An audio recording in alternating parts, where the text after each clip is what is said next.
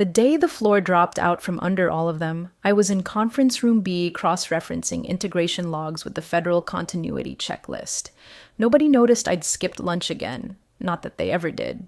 The merger playbook I'd spent 6 months stitching together, line by line, clause by clause, sat open beside my laptop, highlighted in 6 colors, every sticky note coded by legal weight. I was the last one left in the room, as usual, triple-checking the continuity triggers that no one cared about unless things went sideways. They always assumed the architects of these systems were just paper pushers, ghosts in flats and cardigans. That morning, the acquiring firm's legal team had sent over their latest version of the deal doc. Some junior analyst had tried to rewrite Section 9A, my section, without even updating the validation index. I flagged it, corrected it, and reattached the continuity clause with my name printed under it like always. Witness of process continuity, J. Renner. That signature, that role, that tiny line buried on page 83. It wasn't vanity. It was the keystone holding their whole $300 million acquisition from Freefall. If you're still listening, pause for just 1 second. Only about 3% of folks actually subscribe or like, and this story, let's just say it goes places. It really helps the team when you hit that button. All right, back to the chaos. At the time, I wasn't thinking about revenge or leverage or legacy. I just wanted it done right. That was always my flaw. I didn't crave recognition. I craved order. The kind of order you only get when every variable has been accounted for and the worst case scenario is already planned out in a laminated binder. I was that binder. And for 7 years, no one bothered to open it until they needed something notarized, signed, or magically fixed at the last second. No press, no applause. Just, can you take a look at this? As they dropped flaming garbage on my desk 5 minutes before EOD. When the COGO changed, again, I didn't flinch. We'd been through 3 in 5 years. The new one strutted in with a standing desk, a box of jargon from McKinsey, and a thick file labeled Streamlining Legacy Roles. I read the handwriting between the PowerPoint slides. I knew what was coming before she even made eye contact. Still, I kept building. Each day, I added another quiet layer to the framework. Protocol reviews, audit checkpoints, metadata logs. I updated the witness matrix with the new board roles, slid in a revised definition of active custodian, created a mirror lock on the validation token system, because if I was going to be the ghost they ignored, I was at least going to be the ghost who held the keys. People think power lives in corner offices and private Slack channels. It doesn't. It lives in the version history of the documents no one reads, in the credentials tied to federal systems, in the clauses that only trigger when something catastrophic goes wrong. It lives in names. And mine was buried in theirs like a landmine. That afternoon, as the product teams ran around finalizing slides for the Series D pitch, I slipped into the back-end merger portal and logged my final change, updated the authorization timestamp, confirmed the validation sequence, and downloaded a copy of the signature protocol history. No one noticed. I was the only one who ever touched that system anyway. Outside, the interns were setting up snacks for the 4 Eats PM, merger hype toast. The new COO had asked everyone to bring a small memento representing their journey with the company. I didn't bring anything. My journey had been spreadsheets, silence, and keeping the wheels from flying off behind the curtain while everyone else chased vision statements. Before I left for the day, I slid a fresh flash drive into the document vault. Just one. It wasn't labeled. And on the bottom of the last page in the contract log, right below the revised title of my role, I typed one final line in the comments. In absence of named witness, proceed with caution. System will default to lock. Then I closed my laptop, took a breath, and waited. The first time I met her, she was wearing a bone-white blazer like she was about to baptize the company in bleach. Said her name was Rachel, but introduced herself as Chief Transformation Officer, though technically I'm COO now. She stood at the front of the Monday All Hands like she was auditioning to play Executive Barbie. We're going to move fast, flatten silos, modernize workflows. You could practically hear the buzzwords shaking hands in her mouth. She used terms like legacy personnel and historical inefficiency zones to talk about departments she'd barely walked through. When she looked at me during her Get to Know the Staff tour, I could feel the calculation behind her eyes. Not curiosity, not threat assessment, Just dismissal, like I was a relic, a rotary phone in a 5G world. That week, I noticed the first signs. My folder access wasn't gone, but it had been quietly rerouted through her new Workflow Innovation Coordinator, a guy who used emojis in formal emails and thought SOC2 was a Marvel character. My invite to the joint legal integration sprint disappeared. I asked about it. Got a response from HR instead of legal. We're just adjusting some workflows during the merger ramp. Nothing to worry about. I'd seen this play before. Rachel started posting Slack messages at all hours about velocity metrics and redundancy audits. She brought in a consulting firm that charged $85K to recommend using Google Sheets instead of our secure continuity tool. Someone from finance asked me if she had authority to kill compliance logs. I said, she can delete whatever she wants. The protocol doesn't care. It only responds to signatures. That's when the meeting started disappearing altogether. I wasn't fired. That would have been too clean. I was erased in slices, offboarding without the decency of paperwork. The calendar dried up. My name stopped appearing on handoffs. Even my desk was moved to make room for a collaboration pod. I found my ergonomic chair in the hallway with a post-it that said, "Free to a good home," so I got quieter, more exact. I started duplicating every protocol I ever authored into my private record set. Not to leak, not to sabotage, just to make sure that if this entire thing went off a cliff, there would be a version of truth somewhere in the world not poisoned by PowerPoint. Then came the email. No subject line, no sender I recognized. Just an invite to a meeting called Transition Planning J. Renner, scheduled by someone in Strategic People Ops. Not legal, not my boss, not even Rachel. I clicked through the invite list. 3 HR reps, a guy from brand realignment, no compliance counsel, no risk officer, no M&A attorney, just me, and the quiet confirmation of what I already knew. I didn't reply. I didn't need to. I spent the next 3 days finalizing every piece of system documentation I owned. I rebuilt the digital continuity flow from scratch in a private archive. I exported the signature chain for Section 9A with a timestamp trail, and I rewrote my own final clause. No flair, just a single line buried in the footnotes. Should the named witness be removed without countersign deactivation, Section 9A shall revert to lock pending revalidation. I printed it, signed it, notarized it. On my last official login, I downloaded the full integration protocol, including their edits. They'd tried to overwrite my name with a line that said, "To be assigned." It made me laugh, quiet and bitter, because without me, the system didn't assign. It froze. I got there early, like always. Habit, not optimism.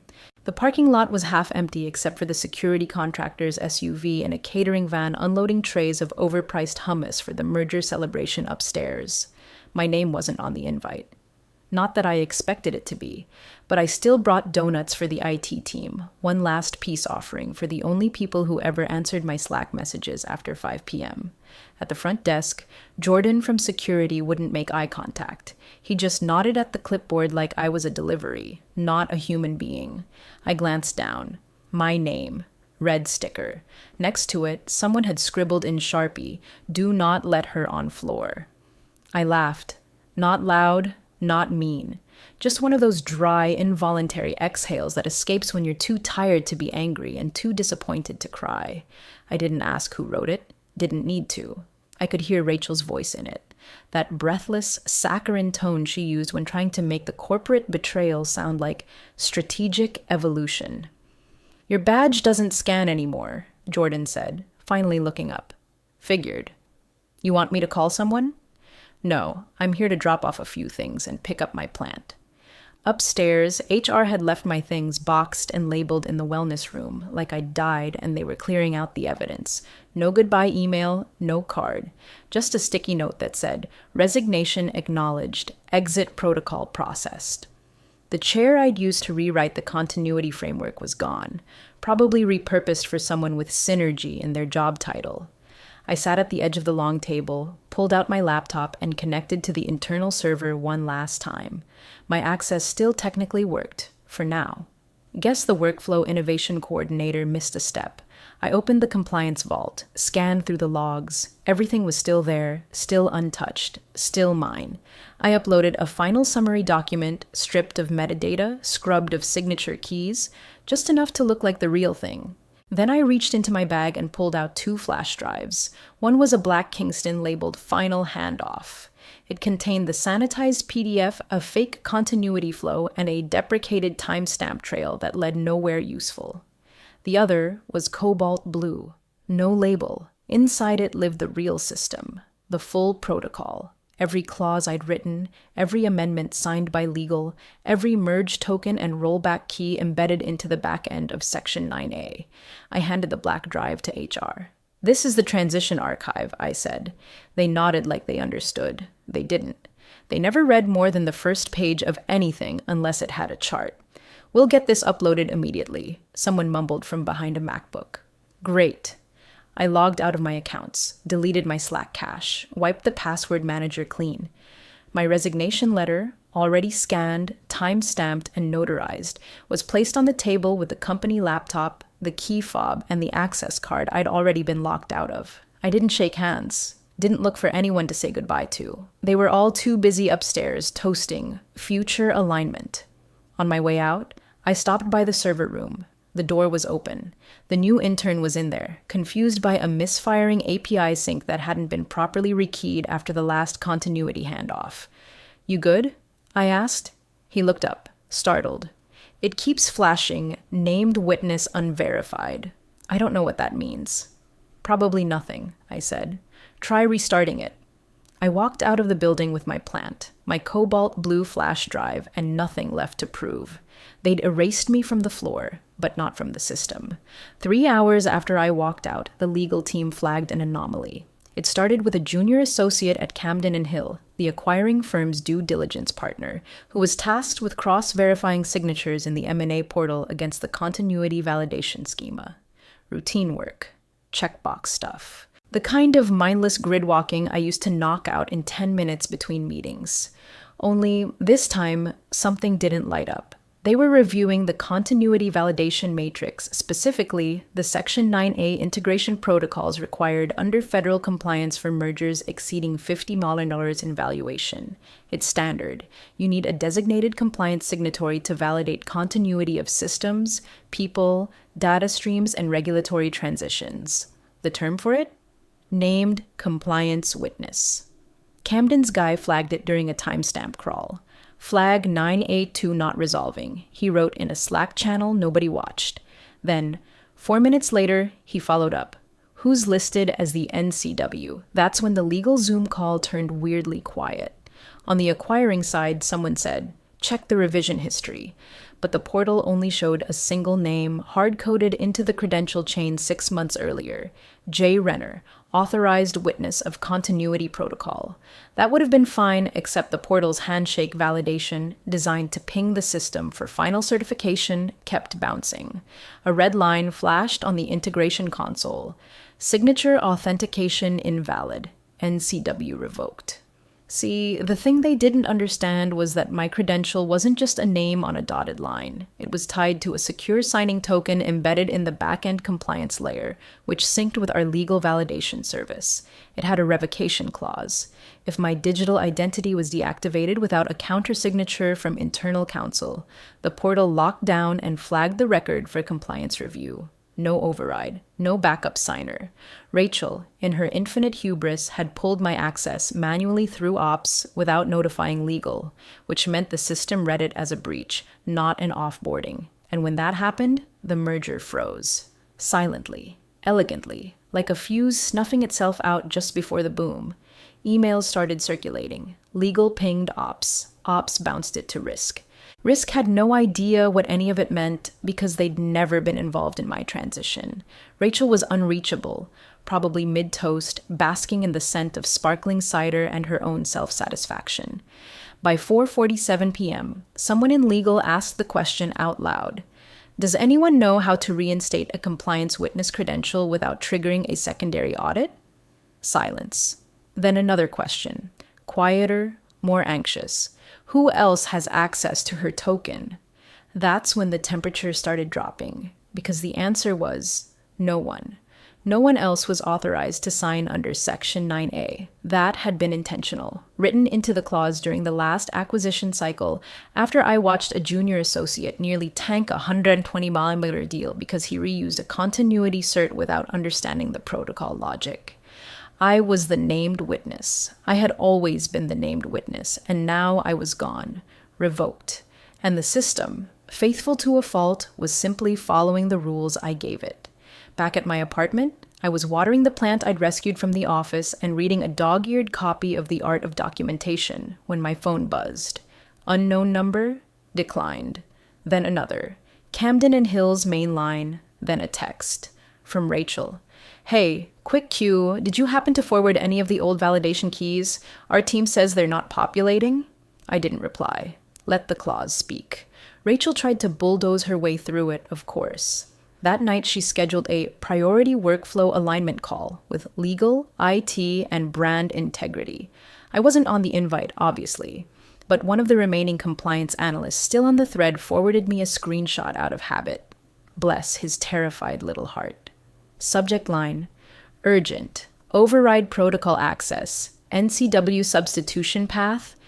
The first 20 minutes of that call were posturing. Rachel spun it like a minor flag, just a workflow hiccup caused by legacy system overlap. She said it could be resolved with a manual credential patch. Her idea, have legal appoint a new named compliance witness by internal vote, something she called symbolic continuity with a straight face, said she'd sign off herself if necessary. That's when the head of Camden and Hills merger team asked, very slowly, did your original NCW countersign any revocation form prior to her deactivation? Rachel didn't answer right away. Then, she was removed through operational authority. Did legal review the transition process? Rachel pivoted like a pro. We considered her role advisory, not essential to deal execution. The room went quiet. Someone on the call muted themselves, but not fast enough. You could hear the muffled, oh my God, before the mic cut. Because here's the thing about advisory roles. They don't usually come with federally registered credentials or side letter writers buried in the M&A appendix.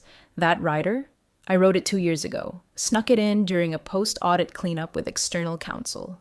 It stated, clearly that the named compliance witness must be the original author of Section 9A continuity, unless deceased, incapacitated, or federally disqualified, and that any attempt to substitute or override without a recorded deactivation countersigned by internal legal would trigger a Clause 27L fallback audit and freeze all merger-related system access pending investigation. The clause had been approved, ratified, filed, and then forgotten by everyone except me. Until now. The acquiring company paused the merger 36 hours later. Official statement said it was due to documentation irregularities requiring internal validation. What they didn't say, but everyone inside now knew, was that a single missing signature had legally stalled a 300 transaction. Rachel's PR team scrambled to get ahead of it. Internally, she said we were waiting on some final compliance paperwork, but the story leaked anyway. First through Slack, then in a group text thread among mid-level execs, and finally in an anonymous post on Blind that just said, they fired the wrong woman, now the merger's on ice. Suddenly, everyone was clicking into my old protocols, and that's when they started to really understand what they'd done. My name, Jay Renner, appeared in 27 different compliance dependencies, not as a note-taker, not as a CC, as a required signatory, as the registered architect of nearly every single continuity control across the org's operational skeleton. Finance logs, vendor transitions, system handoffs, data retention standards, even the audit timestamp for the federal software verification loop. They hadn't just fired someone who managed checklists. They'd severed the one credential the system couldn't function without. The more they searched, the deeper it got. Every clause led to another dependency. Every fallback pointed to a failsafe. And every failsafe had my name next to it, in digital ink. They tried calling, texting, even LinkedIn. I didn't answer. Let them dig. Let them trace it line by line.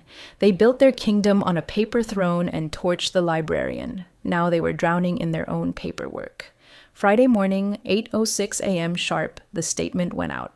The pending acquisition between Luxentech and Camden and Hill Holdings has been paused due to internal compliance reconciliation. One line. No further comment, no next steps. Behind closed doors, chaos detonated. The acquiring firm's general counsel had called an emergency session the night before with their own board, trying to explain how a procedural oversight had rendered their $300 million merger legally uncertifiable. But the real kicker came when they looped in the federal integration officer overseeing the deal's regulatory alignment. He didn't blink, just pulled up the Section 9A clause and said flatly, "There's no path forward without the original NCW credential. This deal is non-compliant as of midnight."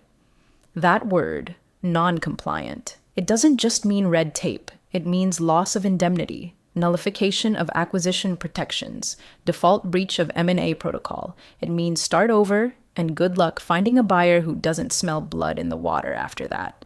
Luxentech's boardroom imploded before lunch. By 10:12 a.m., Rachel had been yanked into a side room with legal, risk, and the outside counsel from Camden and Hill. Witnesses said she didn't look so sleek anymore. Her white blazer was draped over the back of a chair, hair pinned up like she hadn't slept, voice cracking as she tried to explain away a credential trail she didn't even understand.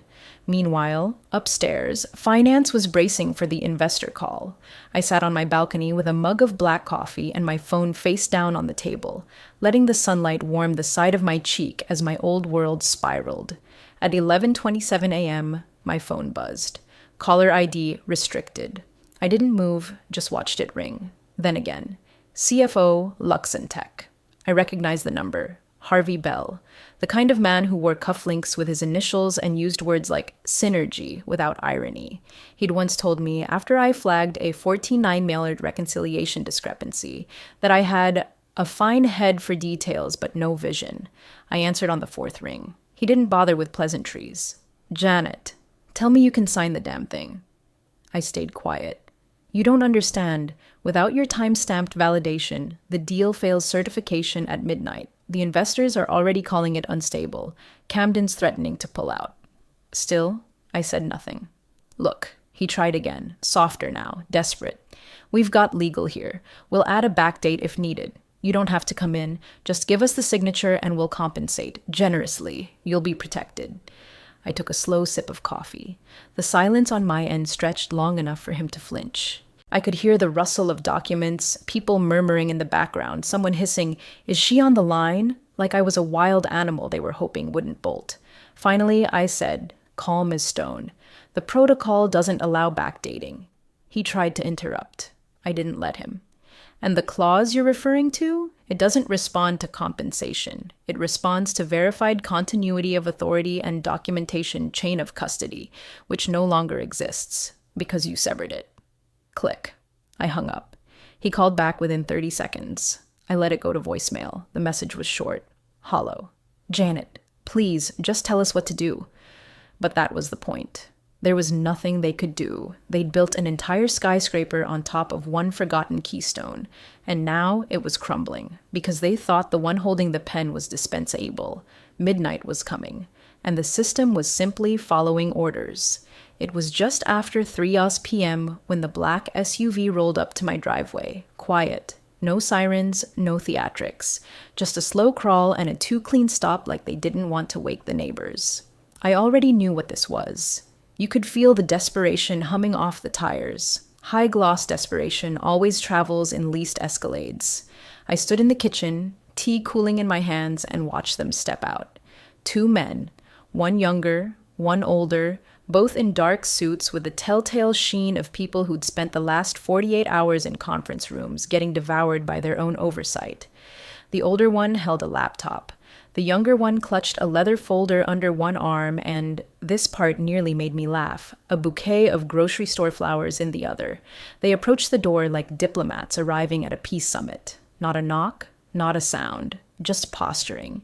The laptop guy shifted on his heels, clearly waiting for a signal, probably rehearsed a whole script.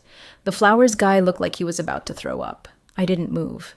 They waited 6 minutes. At minute 7, laptop guy opened the folder and pulled out a revised contract, holding it up toward the window like a peace offering. I could read the bold title through the glass: Amended Validation Agreement and Advisory Retainer. They'd done it. Rewritten the paperwork, rewritten the story, and they still had no idea who was holding the pen.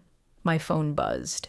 Camden's outside counsel, Sarah, she'd been the only one to speak up in the original meeting where we drafted the fallback protocols. She once called me the quiet guardrail keeping this circus from flipping over. I had a lot of respect for her. Her text: "They're at your house, Harvey's pushing for reinstatement, we're ready to walk if you want it." I watched as Flower Boy wiped sweat off his forehead with a bouquet sleeve. He looked like someone who thought compliance was a thing you could apologize away with tulips. I didn't open the door. Instead, I walked back to my living room, picked up my phone, and opened a blank message. To Sarah L. Tycon Camden Counsel. Message: "Let the clause speak." I hit send. No signature, no emoji, just the truth, same as it always had been. Outside, I watched as Laptop Guy checked his phone and blanched. He turned to Flower Boy and said something short and clipped. Then both of them packed up without another glance toward the window. The SUV pulled away just as quietly as it came. In the silence that followed, I sat down and opened my own laptop. The real protocol, my protocol, was still intact, still waiting, all 173 pages of it. I scrolled to the last page. There, stamped and sealed, was the clause they were trying to buy back, bargain around, rewrite to suit their panic. Section 9A, Finalization. Protocol: validation of merger shall not proceed without uninterrupted custodianship and explicit authentication from the named witness. No substitutes, no overrides, continuity, or collapse. That was the rule. That was my rule. And now they could either follow it or fall by it. By Monday morning, the board had made its decision, quietly, surgically, like cutting out rot before the infection spreads.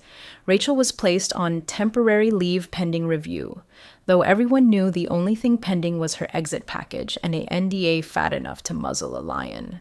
The official announcement didn't mention the clause. It didn't have to. Everyone inside already knew the truth. She'd pulled the wrong lever, and now the whole machine was bleeding money. The call from Camden's lead partner came that afternoon. No apologies, no awkward throat clearing, just a calm, even statement. "We'd like to reopen formal conversation regarding your credentials. You may dictate the terms." I didn't gloat, didn't smile, just opened my notebook and turned to the page I'd labeled Contingency, Reinstatement. It had been written 6 months prior, because planning for chaos was my love language. 3 items: full consulting retainer, undisputed, upfront, and recurring until merger integration is complete. Authority to revise the integration protocol, including continuity sequencing, validation tiers, and federal alignment safeguards. New title: Director of Post-Merger Continuity. Autonomous, not subordinate to ops, HR, or strategy. Reports directly to legal counsel and the executive board. They didn't blink. They just asked where to send the paperwork. It arrived less than 24 hours later. I reviewed every line, edited 5 clauses, and added 1 final stipulation. All communications with me would occur through designated legal channels. I would not return to the office. I would not attend rebranding parties or visioning retreats or smile while the people who erased me tried to pretend it was all a misunderstanding. From now on, they would report to me. I signed the retainer at 7:42 p.m. on my kitchen counter, the same spot where I'd once taken a video call about yogurt preferences for the company wellness fridge. The irony wasn't lost on me. By Wednesday, integration had resumed. Every signature in the new compliance protocol bore my watermark. Every timestamp looped through my credential archive. Every system change had to pass my eyes before it went live. They didn't even try to hide it. People referred to the new process as Renner routing. Harvey, the CFO, sent a message through counsel. "Please advise whether you'll be attending Thursday's board briefing." I replied, "No need. My report speaks for itself." Rachel never contacted me again. The interns, apparently, now study the new protocol like scripture. Someone from IT joked in Slack that there should be a t-shirt, "In Janet We Trust," but none of that mattered to me. What mattered was the silence, the control, the clean lines of a system built not just to survive chaos, but to punish arrogance. I didn't return to the office because I had already outlived it.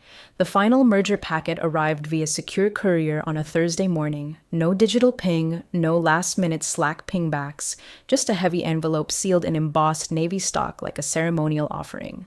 I signed for it in my slippers. Inside, 312 pages, fully revised, cleaned, and reset to reflect the new chain of authority. Camden and Hill's lead counsel had printed my name exactly as instructed. Janet Renner, Director of Post-Merger Continuity. Below it, my new credential code shimmered in ink that shifted in the light like a watermark only systems and certain kinds of people could read.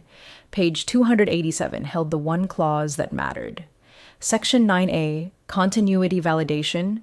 Witness of continuity must be signed by original author of Section 9A. No substitution, no override.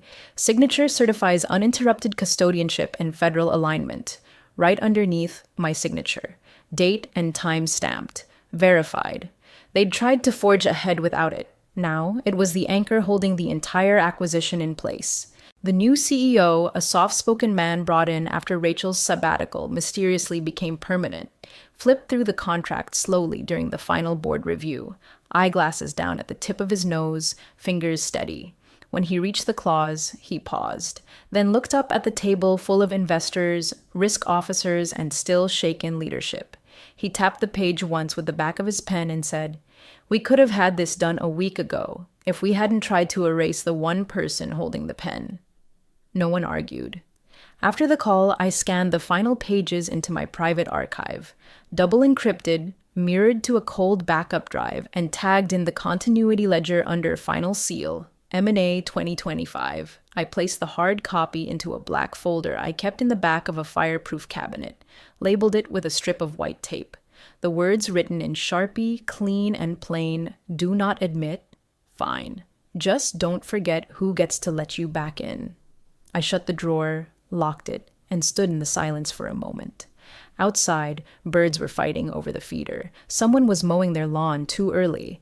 I had another document review scheduled in an hour and a new email from an EU firm asking if I could consult on a continuity rewrite before their Q1 merger.